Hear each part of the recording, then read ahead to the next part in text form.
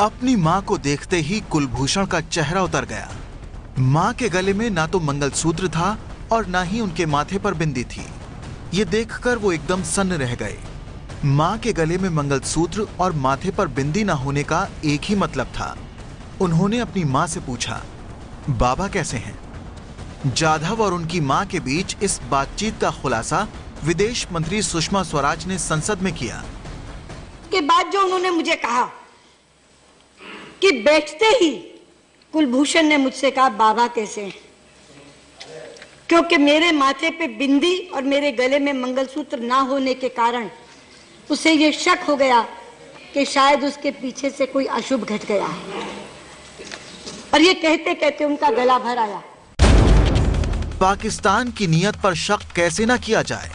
ये तो उसकी बदनीयती ही थी जिसकी वजह से एक बेटे को अपनी मां से पूछना पड़ा कि उसके पिता हैं भी या नहीं।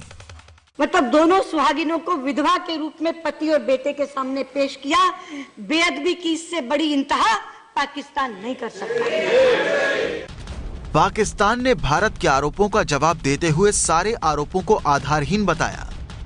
The Indian allegations coming 24 hours after the visit are baseless, counterproductive and regrettable.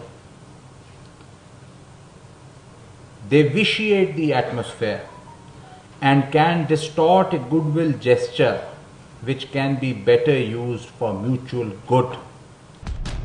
मां और पत्नी को बेइज्जत करने वाला पापी पाकिस्तान दुनिया भर में अपनी अच्छाई का झूठा ढिंढोरा पीट रहा है। हमदर्दी की बुनियाद पे हमने उसको एक रिस्पॉन्सिबल स्टेट होते हुए मिलने की इजाजत दी है, तो India should rather appreciate it.